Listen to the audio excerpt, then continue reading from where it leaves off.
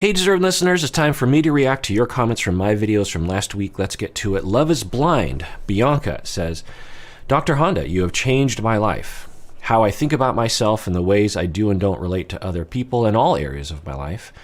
I have my own therapist who I've been working with for years now, and the work is hard, but I consider your insights to also be an integral part of my growth. Also, I'm a black woman. I got emotional listening to you speak on the ways black men in particular are impacted by toxic masculinity, not because what you said is news to me, but because I so rarely hear this acknowledged outside the black community, let alone by a mental health care professional I respect so much. End of comment. Yeah, well, I'm glad for you, Bianca, that the channel has been an adjunct to your therapy, and good for you for doing the work in therapy to, heal and to learn. And also, you're saying that as a black woman, you know, obviously, about toxic masculinity and how it particularly impacts black men. You know about that, but you just don't hear it talked about outside of the black community. And I will say that in sociology and in psychology and psychotherapy, it is talked about because a lot of aspects of culture and racism and oppression and gender and sexism and are talked about a lot in my field. So I guess anyway, so yeah, when you oppress a group of people, it forces them to resort to things that they wouldn't otherwise as a way of trying to garner some kind of power and control or respect or self-respect. And toxic masculinity is a bastion for those individuals, not all, but some. Reese says, when I tell you Dr. Kirk is the truth, he really is. He picked up on something we do in the African American community called code switching. Very insightful and not something too many will pick up without having true experience. Loved it. Yeah, I mean, code switching is something that has been well known. I feel like I remember hearing the term first 20 years ago or so. And to me, it's a term that is generalizable to a lot of different groups of people that are not of the mainstream culture. That, for me, for example, as a Asian American, when I will code switch between my Asian American way and my mainstream white way. In some ways, this channel is my white face, if that makes any sense. So there's code switching is, point is that, and yeah, so yeah, okay. Now, what I'll say about code switching is that it can sometimes be benign and not harmful to the individuals. It's just something you do, like in a smaller way. It would be normal to quote unquote code switch or switch your persona between different contexts when you're at work as opposed to when you're with your spouse. It's a different mode that you're in, and a different face you put forward, a different mindset, a different set of behaviors, a different freedom set that you have. So that is different. But when it comes to some groups, some oppressed groups, essentially they can't be themselves without incurring racism or sexism or homophobia or something unless they code switch, unless they forego their true self to appease mainstream American culture, which of course is not benign. That's malignant and a problem with oppression. So anyway, and for all you out there to think about those, one, if you're forced to do that and to take care of yourself, sometimes it's just, the nature of reality and you can't do anything about it. But the other thing that we can do is, what are we doing that are forcing other people to code switch when they don't want to? How are we organizing our work environment? What kind of language are we using? Like it's not frequent that this happens, but every once in a while I'll be with a bunch of white people, and they will start saying things about people of color. And I'm like, do you not know that I'm here? Like, I'm Asian. And, you know, and sometimes it doesn't, has happened, well, it has happened recently. It used to happen a lot more when I was younger, and I would say, y'all are acting like a non-white person isn't in the room. Like, and they're like, well, we're not talking about you. We're talking about other Asians, or we're talking about other blah, blah, blah. And you know, I don't think y'all would ever do that. But my point is that you want to think about, and it's hard to evaluate, but one of the best things you can do, actually, if you're a white person, if you come from a mainstream cultural identity, is to ask the people of color or people who are in other groups that are oppressed traditionally, and within reason, of course, because you don't want to tokenize or pressure them to talk, but maybe one-on-one, just say, hey, I've heard of this thing called code switching, and I don't know that much about it, but it makes me feel bad since I'm a white American. I feel bad that I might be forcing other people to do that. As a boss, for example, I have power. And so I just wanted to raise it as a invitation if you wanted to talk about that, because I don't want you to feel like you have to change who you are in order to fit in this workplace. That would mortify me. So if you ever want to talk about it, you know, the door's open. I won't write a report or anything. It'll just, you know, if you want, it'll just be between you and me, and it's a safe place where we can talk about that kind of thing, because I don't want you to feel uncomfortable. If bosses did that, you would be surprised how many people would come forward. I mean, I was a program director at my university. I was, you know, the boss of dozens of professors and hundreds of students and da-da-da. Well, not dozens of, well, actually dozens of professors, yeah. And when we would raise those questions, a lot of people step forward, students included. They'd be like, yeah, y'all call yourself a social justice institution at this university, but there's some problems here. And because, you know, of course there is, because even well-intentioned, well-educated people in my field, or anyone, you know, we can't shake the stank of racism in our society. You know, it sticks with you like, you know, skunk. You know, no matter how much you wash your hands of racism, it's burnt into your skin. It's a weird metaphor, anyway.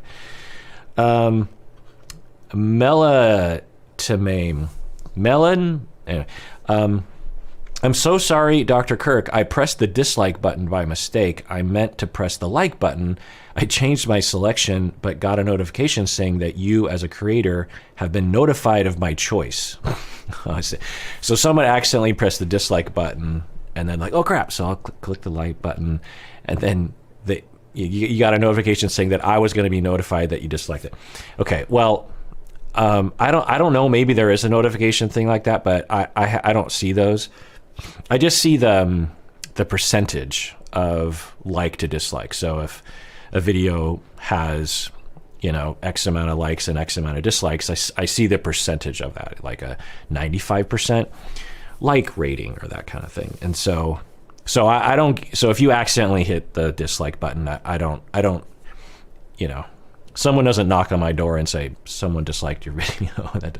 Anyway, but thank you so much for caring, because I do look at that. And I'm being quite honest. In fact, I'll look at it right now. I know right where it is. I just have to click through here for a second. So my recent Love is Blind video got a 99.4 like rating, which is actually pretty high. My Ukraine talk got 97.6, which is lower than, so that means there's a lot of dislike. Oh, there. So if I didn't realize that, if I hover over it, I can actually see I got 4 dislikes for the Ukraine talk. Like, what? Someone doesn't like that I'm talking about the war atrocities. Anyway, so yeah, I look at that. Simone says, I think in regards to Ayana saying I'm strong but fragile, it's something a lot of black women have taken to saying lately because of the whole strong black woman trope. We don't want to be seen as just strong and somehow you can throw anything at and we will survive.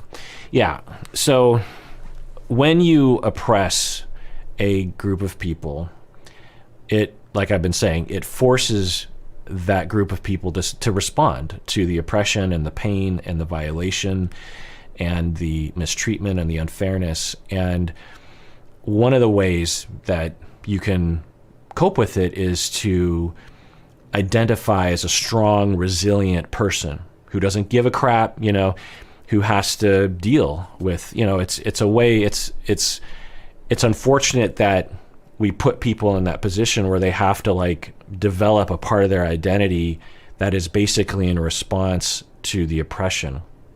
And then as a overcompensation for that, for the identity to basically deny the human vulnerability that black women naturally have, right? And so that Ayana might be saying, look, I'm a strong black woman, of course, but I'm fragile, meaning I have to remind, and I think I was basically saying that, it's I not in relation to race, but basically, Simone, you're pointing that out. Yeah, that makes total sense. Charlize says, the first time I watched this, I could not understand how Ayana was able to say yes after he proposed to Mallory. For me, that would haunt me the rest of my life. But rewatching, I had forgotten it was a soft proposal from Jarrett, and the way Jarrett relayed the information to Ayana and framed his state of mind, I can understand how Ayana was able to move past it. Yeah, so we're not there. And watching this show, it definitely makes it look like, wow, how could you accept someone after they literally maybe even earlier in the day proposed to someone? How would you say yes to someone? And certainly Ayana was ambivalent. She's like, wait, what? I don't know. She wasn't just like, yeah, sure. It would have been okay if she was, but she was on the fence. So from the outside looking in, it certainly looks like, how could you do that if you're Ayana? How do you just say yes to someone after they just proposed to someone else? No, as Charlize is saying, that would haunt me the rest of my life. But there are two things I'll say. One is that this is a very particular context, this sitting in the pods and talking. I think it's a very, very particular context that I think is designed, maybe for better or for worse, a very concentrated emotional feeling of attachment and longing for the other person. So the feelings, from our standpoint, you're like, well, you just met them a few days ago, come on. But I think when you're in those pods, it's intense. You're cut off from the outside world. You're bored half the time. You enter the experiment looking for someone to marry, so you're just like, so anyway. But another thing that I want to point out is that most of us, maybe all of us right now, all y'all out there, if you're in a relationship right now, you know that your current partner was in love before. Unless it's the first time the two of you have been in love, one of you, if not both of you, were in love before, maybe even married before, right?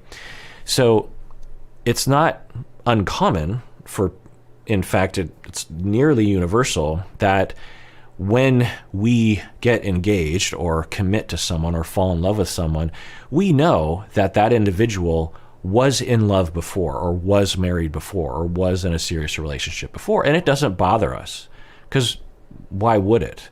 So with Ayana, it's just a compressed space. And of course Ayana knows Mallory, so that kind of adds to but the notion that Ayana's like, well, I love Jarrett loves me, you might even know your current partner was more intensely in love with someone in the past, because it's not uncommon to experience intense love when you're younger, particularly in the beginning. So you might even know in your heart, you might have even talked about it, that your love for each other is not as intense as previous loves, and that doesn't invalidate the relationship. And I sometimes worry about people who, think about Tanya and Sinjin, about Tanya, like, you're not my soulmate, that kind of thing. And I don't know exactly what Tanya was talking about, but I think it was this notion of when you get married, it's supposed to be like the most intense, passionate love you've ever had. And that if you don't have that, then it means it's not valid, or it's not the one. And I think that's a dangerous perspective, because it denies people the opportunity to get their needs met, really, because it's unlikely that, because if everyone operated from that assumption, I think 9 out of 10 successful relationships would never start. So and we use this as a jumping off point, and I think that we have to, we're here to try to get our needs met. And when we're talking about romance and, companionship relationships, we're looking to meet a lot of our needs. Okay. If you apply some kind of rules to it that don't necessarily reflect reality or reflect one's ability to get your needs met, you might deny yourself getting your needs met. Am I making sense? So you have attachment needs, you have closeness needs, you have loyalty needs, dedication needs, companionship needs, friendship needs, sexual needs, intimacy needs, conversation needs, support needs. And the fact that your partner was in love with someone else, even if it was just earlier that day, doesn't necessarily mean that the two of you can't meet each other's needs. And I think that's important, because on these shows, a lot of times they will focus on these details, like an age gap, for example, or language barriers or something. We're all just trying to get our needs met. And we have these criteria that we apply to romance from the outside, and I think people are doing it from the inside as well. That, like one of the things on 90 Day Fiancé, I think a lot of these individuals, well, take Darcy, for example, who she's clearly trying to get her needs met and not succeeding, I think, according to her. And what fantasy is she chasing that is denying her the opportunity to get her needs met? And she's not alone. A lot of people, anyway. So I think that Ayana accepting the proposal from Jarrett, the tweak that it does to us for, as viewers, I think we should stop and think, especially if you're looking for love, currently, you should stop and think, wait, am I looking to check boxes, or am I actually thinking about my own needs? Am I actually, because like while I'm on this topic, people will say, and Ayana actually said this, if there's any infidelity, we're done. And I totally get that. And if people want to be that way, I wouldn't begrudge that at all. It's fine. And I get it personally, but that it's also in that category. Because, say, for example, Jarrett, say 10 years from now, Jarrett and Ayana are still together, and Jarrett cheats. And Ayana's just like, well, there we go, we're done. But let's say that if we just sat down with Ayana and really explored this, it'd be like, well, does he meet your needs in a lot of ways? Yeah, he meets my needs in a lot of ways. Has he harmed you in some ways? Yes, he has harmed me by cheating and da-da-da. Okay. Is there a chance that you'll be able to repair this relationship such that you'll be able to get your needs met at a adequate level, maybe even higher level, if you really address all the problems that were in your relationship prior? Yeah, maybe. Do you think that if you were to dump him, which would make total sense, you might not be able to find someone as compatible as he is, especially when you think about your kids and co-parenting and all that kind of stuff? Do you think that it's possible that if you decided to date again, that things might actually be worse off than if you tried to work it out with Jarrett? People in Ayana's shoes might say like, yeah, it might actually be worse if I break up with Jared. But I have this policy that I follow that says if a man cheats on me, we're done. And you just think, but okay, it's your choice. But you see the issue there. We have these rules that we follow, and I get the heuristic, because you might say you might have learned in the past, like once someone cheats, it usually means that I should leave. I should just cut my losses as soon as I see detection of that, because it's just going to get worse from there, because it did to me in the past. I let one infidelity go, or the indication of that, and it just got worse and worse. Okay, totally. But in all situations, because like when Ayana said that about she would leave, it's a deal breaker for her, I got a little worried, honestly. Not because I think Jared's going to cheat, but because infidelity happens, especially the longer you're with someone. And it's not universal, obviously, and it's actually hard to get. People always ask me, what are the percentages? Well, we don't know in the scientific community, because it's all self-report. It's not like we have, drones, secret drones flying around and spying on people to code their behavior. We just ask them, have you cheated on your spouse? It's also kind of a difficult question when you really look at all the specifics, because if you ask a 16-year-old, have they cheated on their partner, it's a different scenario than if you ask a 75-year-old, have you ever cheated on a partner at some point in your life? And also, what's cheating? Obviously, intercourse or naked penetration. Is that going to get me flagged by YouTube? Probably. Or is it texting nude pictures to each other, or I'm in love with you? Is that, what is infidelity? And again, you have to ask people to remember, and you have to ask people to report on themselves on an anonymous survey. And the rates are, when you look at the study results, vary widely. But I've looked into a lot of the studies, and I can't remember exactly what figure I came down on, but I think it was something like, 20 to 50% of people have cheated at some point in their life significantly. Not just like flirting with a waiter or something, but have either, gone down a road of like kind of classic infidelity, where they meet in a clandestine way, there's kissing and I love yous or whatever. Or anyway, or going back to a former partner. So point is it's pretty common. And if everyone as a policy left relationships because of infidelity, I think a lot of people, some of those people would be making a good choice, I'm guessing. But many of them would be denying themselves the opportunity to optimize their needs being met.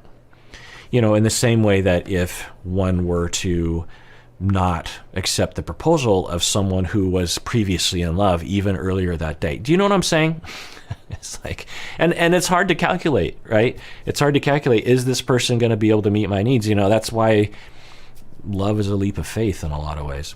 But, one day at a time. And maybe dating each other longer than a week before you get engaged is one of the ways of determining, like, overall, is this person going to meet my needs? Are we going to be able to meet each other's needs? Anyway, Ms. Puggles says, I was in a relationship in my 20s that was based on teasing. So this, remember the Shane and Natalie teasing stuff.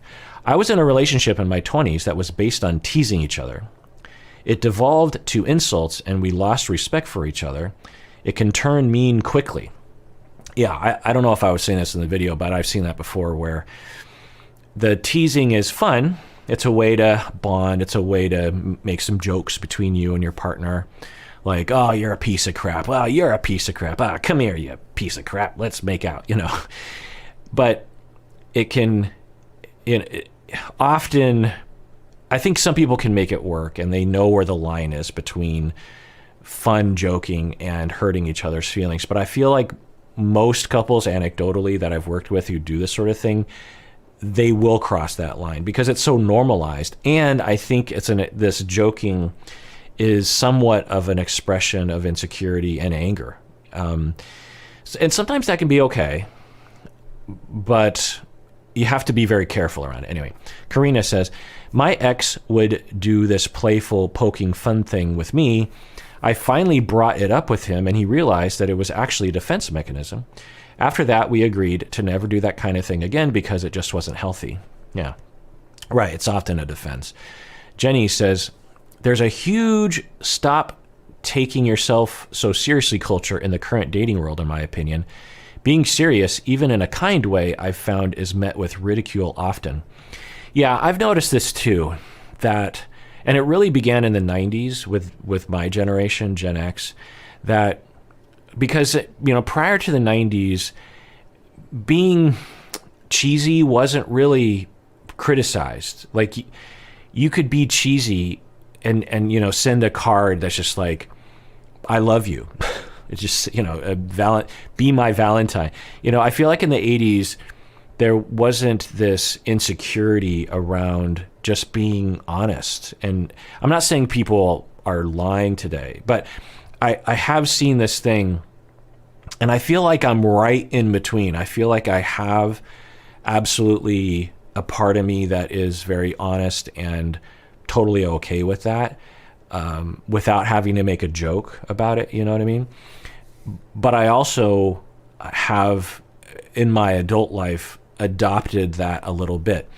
And so there's this Gen X and millennial cultural element of you can never be earnest because that's cheesy, and you're saying, stop taking yourself so seriously. And so Jenny's saying, there's this huge element of that in the culture and the dating world, and that and Natalie might represent that, right? When there's some intimacy or closeness, she's like, "Oh, you're a piece of crap," or this is so gross, this is so mushy, and that makes me sad that people can't be mushy and honest and genuine and vulnerable without making a joke about it. Now, I'm a jokester. Well, that's a funny thing to say. I've probably made too many jokes in certain situations. I know I've made too many jokes, so I'm not one of those people that isn't annoying with joking in life. So I get that impulse, but at the same time, like with Natalie, it makes me, and people are also commenting, and I think I was too, that I think she's just nervous, and we can see that clearly. I think as the season progresses, that starts to calm down, and it's good on Shane for actually saying, "Hey, ouch," and she, okay, I'm sorry, Ben Mahogany, 90 Day Fiance, Mia says, in the early episodes, Mahogany sent a bunch of text messages about how she was going to give him a daughter, and they were meant to be by God, etc. He wasn't reading into it. Right. Okay, so I forgot that bit, but thanks for reminding me. I sometimes need that because I'm watching all these shows, and I sometimes forget. And I keep notes, but sometimes I forget to write things down. So, because I was like, did Ben just read into this whole thing or what? But according to Mia's like, no. Mahogany was saying that they were going to get married. They were going to have a kid together. They were meant to be by God. God was endorsing their relationship. So Ben was not reading into it. Yeah, that makes more sense. Heather says, I suspect that Mahogany rented an Airbnb because she does live with her parents and they didn't want Ben to know where they actually lived. Yeah, that makes a lot of sense. And we could imagine, the production just saying to Mahogany, well, just act like it's your house because it'll play better. And, who knows what in the world was happening. Abigail says, I always watch Dr. Kirk's videos. Well, but backing up, Mahogany, it's hard to know how much lying she has done. But there was the lying about the age. And if we do take that, premise that she was texting Ben we're meant to be by God. We're going to get married. We're going to have kids. I'm in love with you. This is the best thing ever. Now, you could argue Ben should know better to be like, well, it's just texting. But so if we take all that and we take Ben's word for it that there was a lot of that kind of conversation over texting only, by the way, that her demeanor is definitely not in line with all of that talk, right? So there's something going on there. There's something's fishy, right? It's hard to know what it is. And then she lied to Ben about it being an Airbnb. Was that, now she could have just said, look, I don't want you to know, or my parents aren't comfortable. She could have said a lot of things. My parents aren't comfortable with you coming to the house, so I rented this or how about just meet in a restaurant? Like, there's so many other options, or at a park or something. Like, anyway, it's hard to know what's going on there. I'm really curious as to how it develops, because I don't know. Anyway, Abigail says, I always watch Dr. Kirk's videos and give a thumbs up. I even watch the ads so that he gets ad revenue. It might be weird, but I'm struggling financially and cannot afford to become a Patreon, so I do what I can to support the channel. Dr. Kirk, your videos have pretty much changed my life and kept me sane during this pandemic, and I get so happy when I get notified of a new update. I plan to become a Patreon as soon as I find a job, so you're so appreciated by so many of us. Yeah, absolutely. So one, if you can't be a patron and you can't afford it, I don't have any problem with that. Maybe I need to be more clear when I call for people to become a patron. 100%, absolutely. There were times in my life where there was no way I didn't have the luxury of being a patron to anything if that didn't exist. Anyway, point is just that I get that 100%. You also say that you give me a thumbs up and you watch the ads. That does actually help when people watch the ads. You don't have to sit there and non-skip. You can skip it. I don't know how YouTube works, but I think if you're just exposed to the ads, it does. When everyone does that, it does actually help. And me and my wife literally depend on y'all either becoming a patron or sitting through the ads. Really, either one of those things actually helps us so that we can pay our bills, literally. So Abigail, thank you for that, and thank you everyone else for doing that.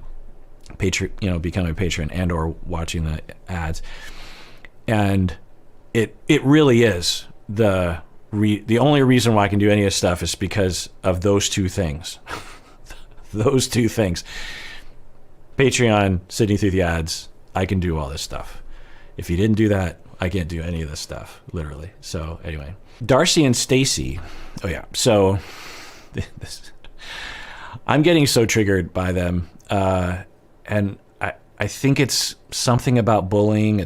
And as I've been saying in the videos, either this is a representation of the truth and we're watching bullying of a human being just by a group of people, not just Darcy, but also Stacy, also the friends, also Florian, also the family. The kids are kind of being wrapped up into this as well now. And it's this targeting of a seemingly mostly innocent human being for no reason. For no reason. And that's upsetting to watch just repeatedly, day in and day out, every episode for 2 seasons. Or he's a complete jerk face and he deserves all the hatred, at which point I'd be less sad, obviously, for Georgie, but it would make me angry because no one is it's supposed to be a reality TV show. If you're going to talk about the conflict, at least give us the data, because there's no data. There's nothing to grab onto. That's upsetting. Or production has actually manufactured this whole thing, which would also make me angry on a number of levels. One, it's like, stop trying to manipulate us, or at least come up with a fabricated story that makes sense. Like if you're going to fabricate something, at least tell Georgie to do something that would justify all this kind of nonsense.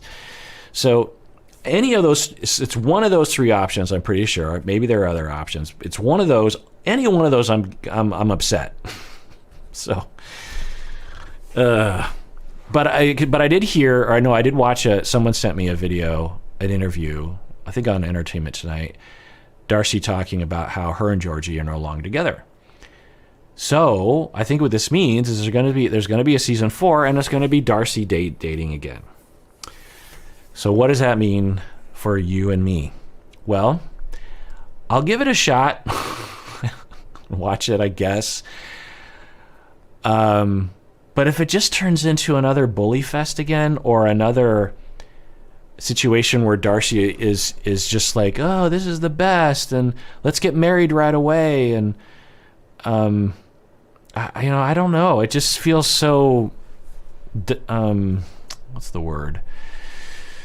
I mean, repetitive comes to mind. Hopelessly repetitive is probably the phrase I would use, and I'm here for it, but I don't know if y'all want me just to be, and then I become hopelessly repetitive, because then I send the same crap over and over and over again, and I feel like that's a complete waste of our time together as me and you. So, and God bless Darcy. If it is option 1 where her and everyone is bullying him for psychological reasons, systemic reasons, it's not like people wake up in the morning and do that and say, haha, I'm going to get Georgie. It's, it's because of a lot of pain, a lot of insecurity, a lot of issues. So anyway. Okay, but there are other characters who actually will give us something, right? There will, like Tanya, I don't know why she could pop something, but Tanya of Sinjin, she started to show signs of micromanaging and codependency and overcriticism, and we started going, that doesn't seem great. But then she started to talk about her childhood, about being parentified, having to take care of her younger sister, about some of her early childhood. I mean, a little bit. And so there was something to grab onto there. With Darcy, we never hear anything along those lines. There are times when Tanya will say, I just don't, we'll see some, where she will admit. Even Angela will admit sometimes, I have some insecurities, and I, lose control, and I can't remember what Angela was saying, but something about vulnerability, something about self-awareness, something about what drives it. But with Darcy, it's like there's never anything that we get there. Now, I suspect it's because she's so insecure that she can't even talk about it to the camera or herself.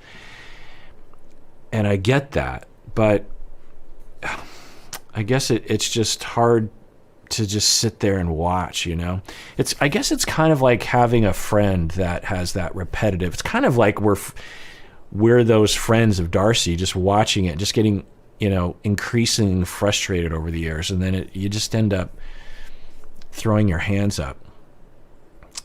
Yeah. But I suspect I'll watch season 4 and I'll post the videos because I feel compelled on a number of levels. In some ways, I guess I'm glad that Georgie is no longer there. I mean, at least for his sake, if he is being bullied. But also, if she does start to date again, what does that look? Because if it looks like Georgie all over again, then we'll be like, oh, I don't know, like it's just another opportunity to gather data. At least, and maybe for Darcy as well, maybe for her, if it starts to look similar, she can go, maybe I'm the common denominator. Anyway. K11 says, Georgie had a job and money in a sock and his own place, all of which Darcy, her sister, and their friends made out to be shady. Yeah, I forgot about that. So he got rid of his job, his place, and his sock money, and now it's shady that he doesn't have a job, a place, or money. What the ever-luffing F is wrong with these people? It seems to me Darcy is the scapegoat in her family and friend group, and whatever guy she brings around is going to be the wrong type of guy no matter what. Yeah, it's interesting. I mean, I think I remember having this hypothesis a long time ago, but I don't think I've been thinking about it. So, Kay, thanks for reminding me that it might not be that Georgie is the scapegoat as much as Darcy is the scapegoat, and it's easier to attack Georgie than it is to attack Darcy, right? And that makes a lot of sense, because that would be more coherent with the aunt, because Georgie's new to the system. Why is he being scapegoated? But, obviously Darcy is not new to the system. Elizabeth says, my theory for Darcy never wanting to take responsibility. In her mind, it would validate all of the insecurities she felt over the years, hence the reason why she tries to cover them up in more extreme ways. Yeah, that's my suspicion as well. Ola says, the millionaire thing was my conceptualization as well. Right, so I was asking, this whole goddess thing, is that like she wants a super, millionaire, billionaire to like shower her with diamonds and fancy restaurants and other kinds of things along those lines? Is that what she's talking about? Because when Michael was yelling at, you got to treat them like goddesses, and I'm like, according to this show, he treats her very, very well. In fact, like a goddess. And so what are we talking about? And then so Ola, yeah, I think it is the millionaire thing. In my opinion, Darcy is looking for what she's known ever since she was a kid, which is a strong man who takes care of her financially and showers her with expensive gifts. She wants to be the princess, the queen, the goddess. Yeah, I don't know if I've talked about this in the reaction videos, but one hypothesis, and it's really kind of a long shot, but would really explain a lot, which is that the little I know about her childhood is that, so here's a narrative. I'll just tell a story. I don't know if this is Darcy or not, but so say you're a kid and you grow up in a family where your mom is kind of checked out, or something's going on with your mom that interferes with attunement to you from mom. So you're getting some attunement from mom, not a lot. Dad is more attuned, but he is gone a lot overseas. Maybe divorce happens, something. So you really long for father, and because one, you're deprived a little bit because of your mother not always being attuned for whatever reason. And every once in a while, your father comes in from out of town, and everyone starts running to father. And it's like trying to get father's attention because he's finally back in town. And so you're vying with your siblings and maybe your mom to try to get attention from your dad. And then he leaves. But he does come and he showers gifts, and, here's something I bought in China, here's what. And as a kid, you rinse and repeat that enough times. By the time you're 15, you have this sense that, one, love equals gifts, because that is the only tangible evidence that someone loves you and is paying attention to you. They're thinking about you, Two, you have a very odd view of attachment where someone, flies in from overseas and then just suddenly, takes you out in the town, or, because dad comes from out of town, you go to Disneyland, it's like this extravaganza for 10 days and then he's gone again or something like that. So it's long stretches of mundanity, and then boom, all of a sudden all these gifts and all these indications of love and attachment, feeling special, but at the same time always feeling like he doesn't really love me because he's not there. And when I send him letters at the age of 8, I don't get responses back from him because he's busy with work or something. And meanwhile, I can rely on my sister because, we're together, but, she's not a good replacement for my parents because she's my sister. I'm being bullied at school. I'm being ostracized by other people at school. I'm very alone. I need to depend on my sister. So, when I say that story out loud, it sure does make a lot of sense, does it not? Which is kind of what you're saying, Ola, right? And yeah. Anyway, yeah. Mike and Jimena. By the way, the only thing I'll say about Mike is and Jimena is that someone emailed me some allegedly racist posts that Mike had posted on Instagram, I believe, similar to Alina, in the similar vein, honestly, memes and that kind of stuff. And I don't know if it's true or not, but I'm not surprised. We have, well, as I've been saying in other videos, racism is the rule, not the exception. And this show pulls from it's not like this show only takes people on the show who have been through like a liberal arts education or who have been through a lot of race desensitization or, racial awareness seminars. They just pull from the general population. They're just like, I think their criteria is, are you in a relationship with someone that you want to marry who is from another country? And are you willing to come on the show and da-da-da. So the fact that those are the criteria, of course, that net is going to catch racists and people who have had racist posts, because racist posts are the norm.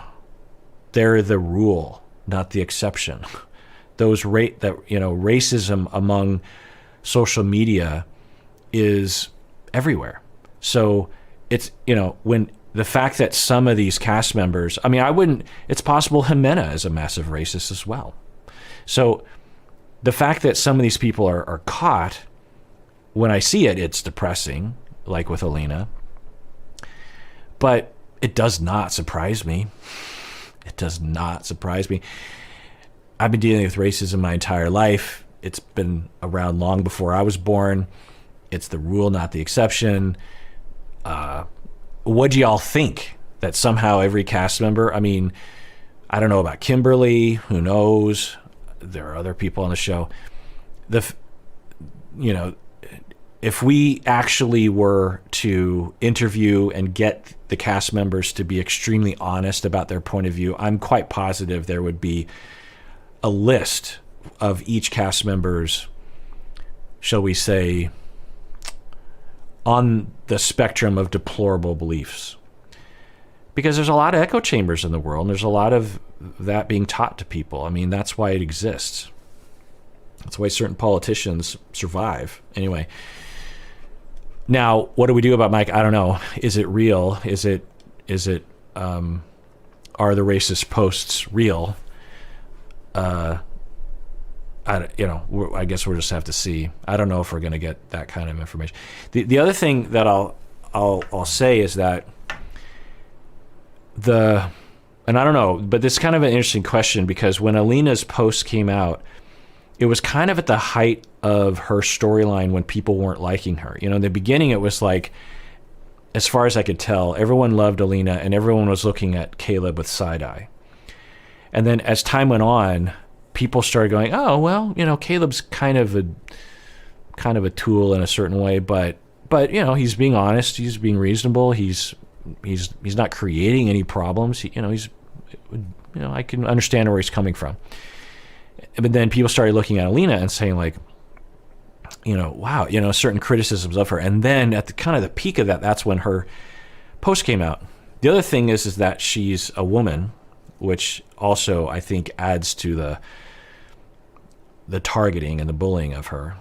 And then you have Mike, who we're right now, because now that story just came out this week about these posts, or at least people are emailing me. And we're kind of at the height of Mike sympathy, because he just was told that Jimena just told him that she doesn't love him, she doesn't want to have sex with him, she doesn't want to get married.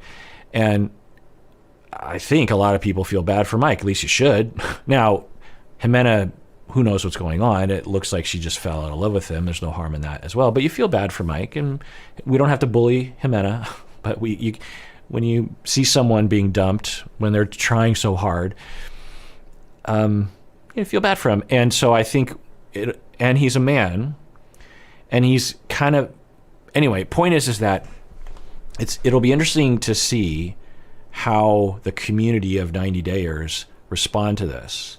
Is it just like, well, deplorable, anyway, moving on?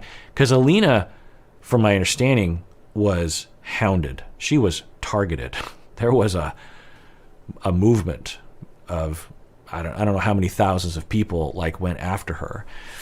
So it'll be interesting to see how our system actually reacts to this. It's not exactly the same thing. The quote unquote racist posts, one could argue, are in a different category than what Alina was posting. But I don't know. The things that I saw, they seemed very close in context to me. And of course, Mike is an American. He does know when he uses the N-word. He knows what that means, So there's no ambiguity there. There's no wiggle room there. So I don't know. It'll be interesting to see. Because often what I am interested in when I watch these shows is not only the individuals, but how the crowd reacts to these individuals. And I talk about the moment in life where I really think about and notice this was when I went to the Louvre in Paris, and I went to see the Mona Lisa.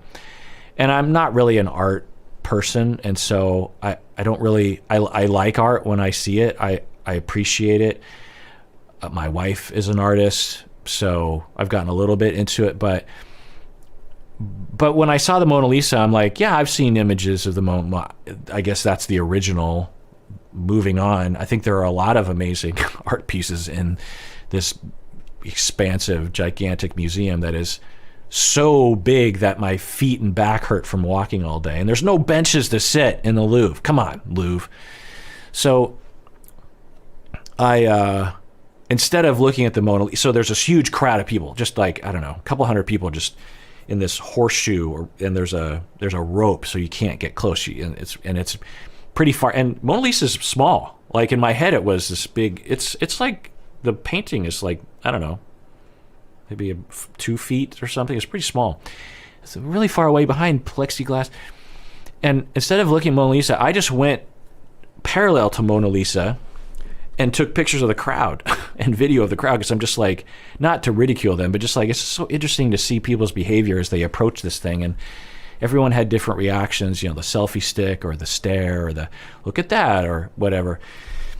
So when Alina or Mike have these kinds of posts, it's, I think, more interesting to me the way that we react to it than it is it, because what it is the norm. It is racism. It is a thing that we understand. The way the crowd reacts, I find it's more predictable. Here's what it's more predictable that cast members on the show would have racist / political posts on Instagram that many of us would consider to be deplorable. That is predictable. What's unpredictable is how the crowd is going to react to it. That's where it's like, let's see where this goes. Anyway, Memphis and Hamza. Jennifer says, so, Memphis, about she was extremely depressed, it sounded like, because she didn't pass her exam in nursing school. My daughter just graduated from nursing school. There is so much money represented in that test. You have to pay for background checks and transcript fees and test fees and other things, plus all the tuition. I think they have to wait a minimum time to retake the test and pay again several hundreds of dollars. She's a nurse practitioner, and that is another level of pressure, so that probably would knock me into a dark place too. Yeah, and I was talking a little bit about it, not the specifics that you're going into, Jennifer, but absolutely, for those who don't live in that world or a similar world, you might be like, what, you didn't pass the test? Big deal. Come on. It's rough. And I talked about this in the video. It's hard to really imagine unless you're in those shoes or you have been close to people as you have, Jennifer, as they go through it. Graduate school and all the things that go into it, and then the tests, and it's so nerve-wracking. And as I talked about in the reaction video, as a supervisor, as a mentor, I would really try to help people with their anxiety around that. And of course, it is a very practical thing as well, as you're pointing out, Jennifer, that if it's not just an emotional thing if you don't pass the test, it's like you got to pay all the fees again, and that makes total sense. But often, nurse practitioners, they can make good money, and therapists can make good money. And so what I'm telling people is, like, because part of the problem is you enter graduate school, and often you're taking student loans. You might already have student loans, and so you're just going deeper into debt, deeper into debt, deeper into debt. It's not uncommon for someone in my field to emerge from a master's or a doctorate with $100,000 or $200,000 in debt, and you're also not working, or you might even be volunteering as an intern for free, or you're working for very little money with a lot of pressure, and so you're going into further debt, further debt, further debt. You're constantly being evaluated, and you're uncertain about your future. And at any moment, a professor or a boss could just destroy your career, which happens sometimes. There are people in my program who will get very close to the end. They will do something that is unethical or harmful to clients or something, and we'll put them on a program to try to correct their issue. And if that doesn't work out, then we kick them out of the program. And so they could be $100,000 in debt. They could be 4 years into the program. They could have already been in an internship for 1 or 2 years. And we just didn't catch their problem until the very end, which we try to address. We always try to catch those people in the beginning. And whenever that happens, we do beat ourselves up. It's like, we got to look, how did we let this person get through all these different gates? And then in the last year, we kicked them out. Like, we should have noticed this earlier. Anyway. But that happens sometimes. So, and as a student, you never know, is that going to be me? And most students feel very insecure about themselves and imposter syndrome. Sometimes you have abusive professors. I've had abusive professors and supervisors, 100%, people that completely distorted about who they are and who I am and all that kind of stuff. I mean, I've talked about, I don't know if you know this, but I was fired from my first internship at the age of 25. And I basically was going to pack it in as a therapist. I'm like, well, that's it. I got fired from my first internship. That means I'm a terrible therapist. I was this close. Well, no, I wasn't even this close. I had decided I was done. I would not be here today if I hadn't talked to a mentor of mine, and he basically said what I tell people now, which is these things happen sometimes. This doesn't mean you're a bad therapist. It just means there's a bad relationship between you and the supervisor. If this continues to happen, then let's look at it. But, it could literally just be your supervisor's fault, this whole thing. Don't internalize this. Anyway, so there's a lot on the line. You're going into debt. You're spending all this money. You're barely scraping by with finances and supporting yourself, especially if you have, anyway, if you have kids. And then there's this test that's supposed to be the final gate that you have to get through. And these tests are hard. And in nursing school, I'm guessing they're particularly hard. In my field, they're hard, but not as hard, reportedly. And of course, for a lot of us, we have test anxiety. We have test traumas going back when we were younger.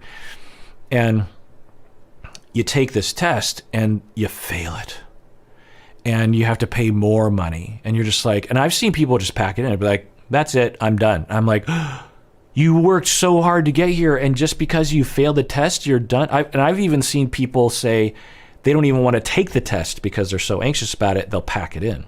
And I'm like, in fact, years ago, we researched this with our graduates, people who had graduated our program, and found that a lot of people were avoiding taking the test altogether, partially because my school is actually not based on tests. We're based on papers and demonstrations of competency, not because tests don't in a world of therapy, there's no test. There's no like multiple choice test that could determine if you know what you're doing as a therapist. You have to show, you have to demonstrate, people watch you be a therapist, and it's complicated, but there's a way of evaluating someone, but you have to see them do therapy. Also, you have to evaluate their thinking, which is why we have people write papers. So part of the problem was graduates from our program were self-selected people who didn't like to take tests, because we actually advertise that we don't have tests. And we also didn't use the GRE, because scientifically it means nothing. It's just a hoop to jump through that is actually completely irrelevant to the success of a student. So we follow the science, and so people were self-selected into our program that didn't like tests. And once they're in the program, they aren't exposed to any tests. And a lot of our students are older, in their 30s, 40s, 50s, and the last time they took a big test might have been when they were 22.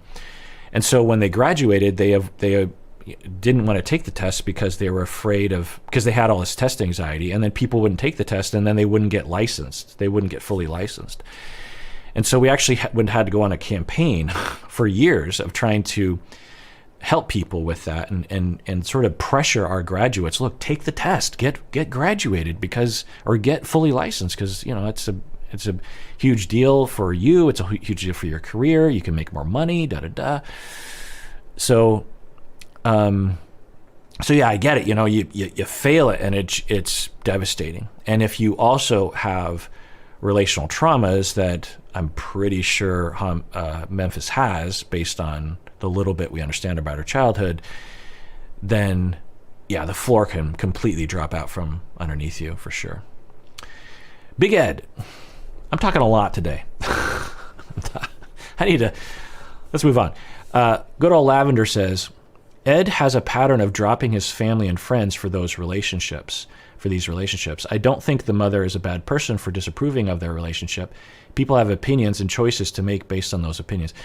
Yeah, the whole thing with Ed is, I think, way more complicated than we're seeing, because we're now, and it's interesting to see these characters, these cast members in multiple situations, Darcy in multiple relationships, and now we're seeing Ed. And in both Rose and with Liz, his family, particularly his daughter, will give him an ultimatum and say, like, if you stay with this person, I'm done with you. And then Ed says, well, I'm going to stay with the person. And with Rose, I remember thinking about Tiffany, the daughter. Well, it's kind of an interesting thing that the daughter did. And I don't really understand the premise there, because she would say, well, she's younger than me or something. I'm like, okay, anything else? Because I don't understand why you're so against your dad dating this person. Like, I understand it's uncomfortable to you, but did Rose harm you in some way? Because I don't think that's true. And so, it's one thing, because often the family members are like, oh, I don't really support this. I think this is a disaster. But they don't often say it's either that person or me. And if you choose that person, then we're done. That's something. I don't know what that represents. I don't know what's going on there. Something's going on there. And we're seeing it again with Liz. Now, a lot of people in the comment section completely understand the family, which I'm not saying they're not understandable, but I think, and of course, no one likes Ed, and now I guess no one likes Liz because she's choosing to go back to him. But I think I'd be really curious as to what the system is like, independent of Liz or Rose, what the Ed, Tiffany, mom, and others, how that system actually operates, because I think we're beginning to see some systemic elements that supersede and are completely independent of who Ed is particularly dating. Something having to do with like all or nothing, something having to do with resentment and anger. Is this her way of expressing her anger towards Ed? Maybe even I don't know. What about Tiffany's mom? What's going on there? And why? So I think that there's something going on there. Again, the disapproval is the norm, but the complete ultimatum of, if you stay with Liz, we're done. We are just done. And then when the friend of the family got on the Zoom call. I kept waiting to hear something like, well, your mom, da da da, but it was just this idea of, well, we feel uncomfortable with your relationship.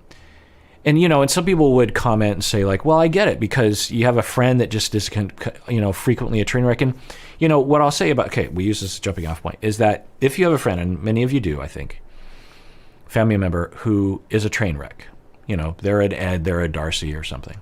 And it's very so you hear me talk about differentiation. The opposite of differentiation is undifferentiation or fusion. And when we're fused with people, we confuse ourselves with other people. We confuse their life for our life and their pain for our pain. And there are times when that's really great because that can help empathy and closeness. But there are other times when we actually need to be able to separate.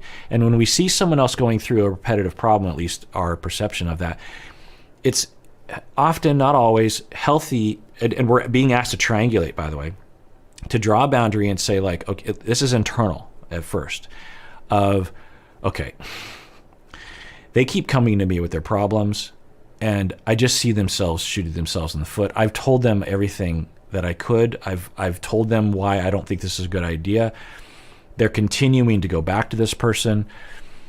I feel myself getting very worked up about this, but this isn't my fight. This isn't my life. I don't know what this person is even going through.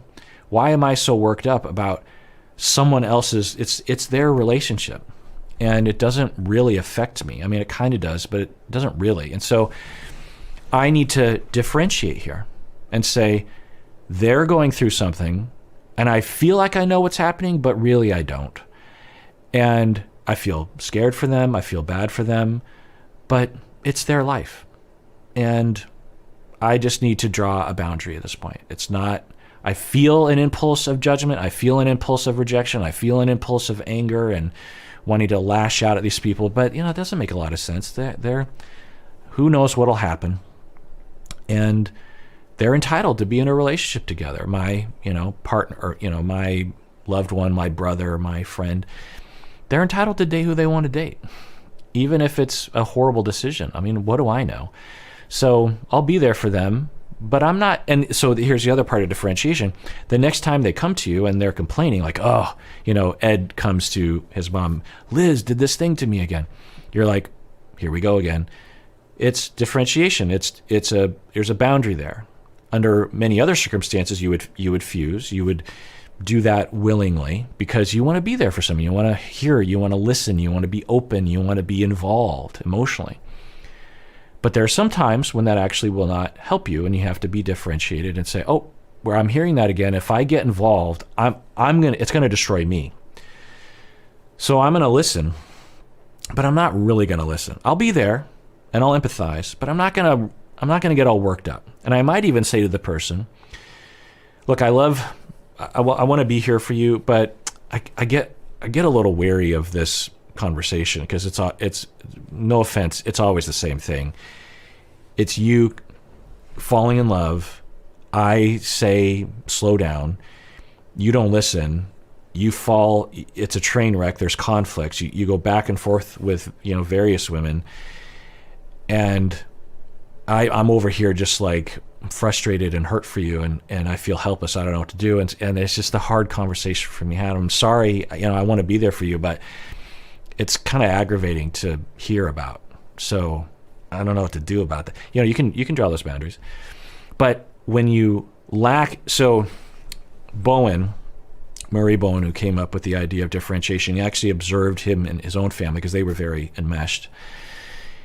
And one of the things that he put forth was that there's a pseudo differentiation, which is cutoff, but that's not differentiation. You're still, even though you're cutting, even though Tiffany is cutting herself off from Ed, she's still fused with him emotionally, even though she's saying, I'm not going to. So when you are suffering from lack of differentiation, and it's just like, sometimes because you don't have the ability to differentiate but stay in contact, so differentiate, boundaries, but you're still in contact, you actually will cut someone off completely because it feels like differentiation. It feels like the right thing to do, but it's just another, especially if you keep going back and forth, seemingly the way Tiffany does. She has rejected Ed, completely cut off, and then gone back, and then completely cut off. And so that's just another version of fusion. Whereas contact with boundaries, when healthy, that's differentiation. Differentiation is not, I'm done. If you need to do that, that doesn't necessarily mean it's unhealthy, because we can't generalize to all situations, but I hope you get my point. So I posted a picture of, so let me give you a little, this video is long, but there are things in my life that I look at and I think, that'd be fun to share with the listeners and the YouTubers, people. And so I'll take a picture and then I'll post it on YouTube and Instagram, other places. And it's a picture of me and my dog or whatever, me and my wife at Halloween. I just like, I'm taking pictures all the time. I'm Asian, not to generalize. And I'll take pictures of my food, I'm always in a sort of a picture person. And every once in a while I think, I'll share it. Well, last week I was getting my figures together. I'm looking at my Yoda Tyrion and take a picture of it. I'm like, this might be kind of good. I put it on my personal Facebook page and then I put it on YouTube. I decided it'd be another picture of, little fun little share. I don't know. People seem to like it. When the things that I follow, when people post pictures, it's just nice to see, like, I didn't know they were into that thing, whatever. I don't know, Tom Hanks, or like Obama liking Spam Musubi. That wasn't obviously a part of it. Anyway, point is that there's just little details where you're like, yeah. So I post a picture, move on with my life, and then there were negative comments about it. So anyway, so let's read some of the comments from that. I don't normally read comments from random pictures that I post. I mean, I read them, but I don't read them on these videos, but I thought I should this time. So anyway, Emma says, it amuses me imagining you talking to your figurines every episode. Haha. Ilzy says, doesn't it make you laugh every time you are filming? So I want to be clear. I am not looking at the figurines. The figurines are all the way up. My webcam is right there. Okay. The figurines are up there. So if I were to look at the figurines, I would be going like this, which is, I don't think you've ever seen me do that because that's kind of hard to do. So I'm not looking at the figurines. I'm not even really aware of them because my brain's doing other stuff. So I want to be clear. The figurines are mainly just for me to look at occasionally and get a kick out of. And I actually change them every now and then. But anyway, so, but I get it that, you're just making little comments that are, but I don't want, for some reason, I don't want people to think that I'm looking at the I'm actually, I in my head, I feel like I'm looking at you. I do. Because, this back and forth communication, I really do feel like you're out there. I do feel like I can see you. Ellen says, oh, wow.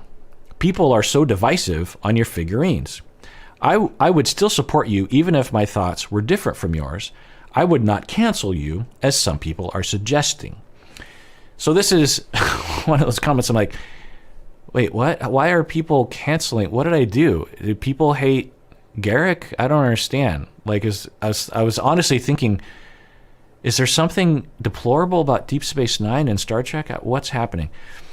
I mean, I did wonder, is it because of Fauci? So Hell Queen says, love your figurines. So surprising how people are pro-science when it comes to psychology, but anti-science when it comes to global pandemic. Yeah. So I guess I'm preaching mostly to the choir, but if I'm not, to some of you, I could go on a long tirade, which I do in my private life, but I will not here. But I will say, Dr. Fauci is a scientist who represents the scientific community, the medical community, of which, I don't know the percentage, but it's in the high 90s, all agree on certain premises regarding the pandemic, regarding virology, regarding vaccines, regarding public health, regarding what to say in certain moments, regarding empirical science. These people are not Democrats, they're not Republicans, they're scientists.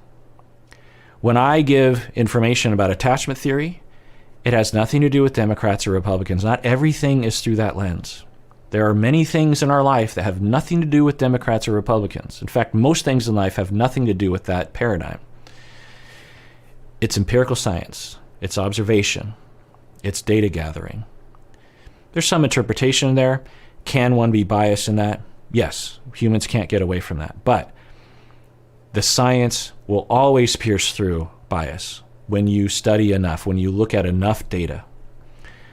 And Dr. Fauci and I represent empirical science. We do not represent Democrats or Republicans. We represent empirical findings. So when I talk about research in Tougher Bluff, or when I talk about attachment theory, or when I talk about other kinds of theories in psychology on this channel, I am not talking as a Democrat or a Republican or anything else. I'm talking as a scientist, as Dr. Fauci has. And that's all I'll say. And I have a figurine of him because he has suffered thousands of death threats for representing the field of medicine and the field of epidemiology. He's not alone. Thousands upon thousands of people who are gathering the data, reporting on those data, and are doing the work. Frontline people who are following the science when they're literally saving people's lives, people unvaccinated who are ending up in the hospital. I'm going to get canceled, right? But yeah, so this whole Democrat-Republican thing, Fox News, MSNBC thing is ridiculous to me. It's science.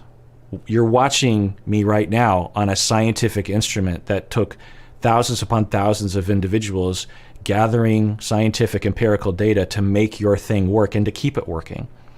The camera I'm talking into right now, the lenses, the sensor, the USB cable, the lighting that I have right now, the computer, the internet, all science, all empirical science. The psychology I talk about, all science. Epidemiology, all science. Now, is it always developing? Can one make mistakes? Can some echo chambers on the left take it too far? Sure. But that's all I'll say. So, to me, the fact that a scientist could cause people to want to cancel me because I respect a scientist in the medical community who represents the medical community. Now, are some in the medical community unsupportive of Fauci? Yeah, but you'll find cranks in every field. Every field has a crank. There are weather scientists who believe the earth is flat. You'll always find those people. That's the glory of human variation. And this is literally a matter of life and death. People believing in a flat earth, it's kind of benign. It doesn't really harm anyone, I don't think. Being anti-science when it comes to a global pandemic literally equates to the deaths of innocent people. People who would still be alive today if pseudoscience and anti-science and propaganda and the vying for political power, personal political power at the expense of human lives, the data will show. The data already is showing. Scientists who are not Republican and not Democrat are already looking at the data showing that political propaganda has resulted in thousands upon thousands of deaths, unnecessary deaths. I'm sure hundreds of people just canceled me and unsubscribed, which, is, I guess, the cost of doing business these days. My hope is that I didn't alienate anyone, because that's never my hope. My hope is to love, to bring people into the fold. Ukraine. Elizaveta says, I was secretly hoping you would speak about this, and I'm so glad that you did. So I posted a couple audio episodes about the war, atrocity, and murder in Ukraine right now. I am a Russian, and in no shape or form do I stand by this war. I have always voted against Putin and his people. I have protested, signed petitions, supported independent media sources and nonprofit organizations. And it all doesn't matter in the end. Our government does not represent a sizable portion of the people, and I don't know what else I should do, what else I could have done. The helplessness, the shame, and the guilt are just unbearable. Yeah, one of the things I haven't been talking about are those people in Russia who have never supported Putin for a variety of reasons, particularly when it comes to this, and are currently protesting and being thrown in jail. These are also heroes and should be recognized and should be encouraged. If we're gonna change this, the Russian people have to change. The other thing that I'll say, Elizaveta, is I know how you feel when you do everything in your power to stop your government from doing something deplorable, and they just do it anyway. I know how that feels. So, and the world should not be attacking you. Not only have you been not encouraging this, but you've been fighting against it. So, you're one of the heroes too, as a Russian, for sure. Oleg says, I am from Poland, the country next to Ukraine. People from all over Poland rush to help Ukraine. We are bringing as many refugees as we can. Yeah, so that's another group of heroes that should be recognized. In my country, for example, when we have refugees coming to our borders, generally speaking, we have, build the wall, make America great again. And a lot of other countries, particularly in Europe, although there is an increase of that attitude and that fascist nationalism, there are a lot of people currently in Poland and other countries bordering Ukraine who are open arms taking in people and housing them, which is another example. That's the thing about war and atrocity, is that there are always heroes that will emerge from the victims. And like Viktor Frankl, a Jewish man during World War II who was put in Auschwitz and had everyone die in his family, his wife, his unborn child, and managed to survive the Holocaust, and then became a major figure in my field of psychotherapy. Wrote a book, Man's Search for Meaning, which is behind me somewhere, and my bass is behind me. That's not supposed to be there. Anyway, so heroes will always emerge, and many are. And Zika, I'm Ukrainian. Right now, I'm very close to Kyiv. We are fighting. In times of trouble, we Ukrainians tend to come together and fight till the end. We are fighting for ourselves, our independence, and our freedom. Yeah, another hero. Gives me chills to think about. You're saying in times of trouble, we Ukrainians come together and we will fight to the end.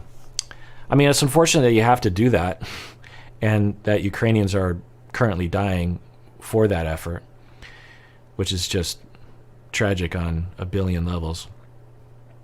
But yeah. Alina says, I am a Ukrainian living in Australia. My entire family is in Ukraine. I have an 11-year-old sister who woke up to the words, "War has started, we need to flee." I was talking to her on the phone during explosions, trying to calm her down. My sister-in-law is 17 years old, and her mom refused to leave, so she had only a couple of hours to pack her bags and flee. By herself, alone, terrified of dying. My dad is not allowed to leave the country, so he might die. He is staying in the apartment, hearing attacks and explosions every hour, sometimes running to bomb shelters if they are not full. We already said goodbye to each other, just in case. What is happening in Ukraine is sickening. It's terrifying, cruel, and unimaginable. Yeah. So when my wife read this comment, she cried. So it's, yeah. And I've done crying off camera. I'm sorry that you're going through this, Selena. I read a message from a listener deserving listener named Natasha. She was talking about her father who was killed by Russian soldiers. And Alina, you're in Australia talking to your family in Ukraine. Your sister-in-law is 17.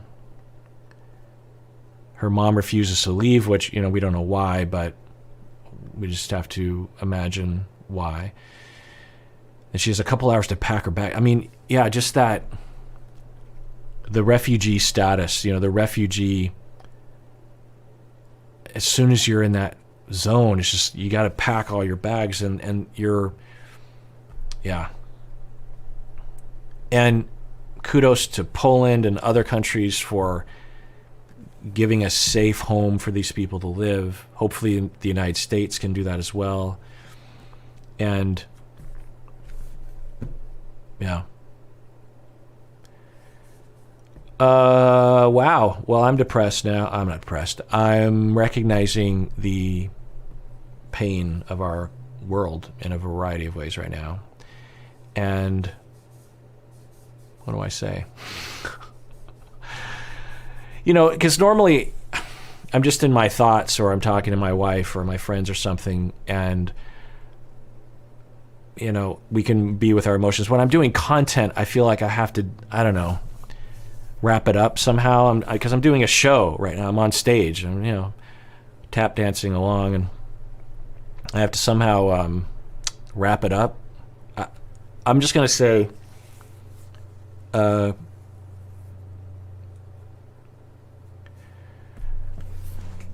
don't have anything to say. That's what I'm gonna say. I don't have anything to say, and that's what I have to say. And everyone, take care of each other, because we all deserve it. We really, really do.